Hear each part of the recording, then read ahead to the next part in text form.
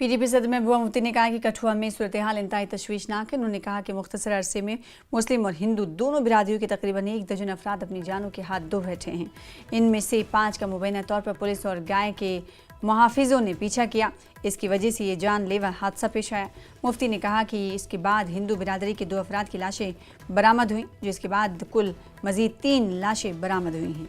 इनमें एक 14 साल लड़का भी शामिल है। मुफ्ती के मुताबिक अफसोसनाक बात यह है कि जब कि पुलिस मखनदीन जैसे मुतासरीन से झूठे एतराफ़ात लेने पर ज़्यादा तवज्जो मरकूज़ करती नज़र आती है और असल मुजरिम अभी तक फ़रार है।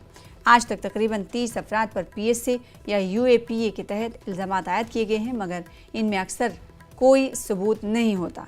महबूबा मुफ्ती के मुताबिक ऐसे इशारे मिल रहे हैं कि कुछ तखरीब कार अनासिर मुमकिन तौर पर सरहद के अंदर और सरहद पार काम कर रहे हैं और हो सकता है कि इस हसास सरहदी ज़िले में फ़िरका वाराना कशीदगी को हवा दे सके।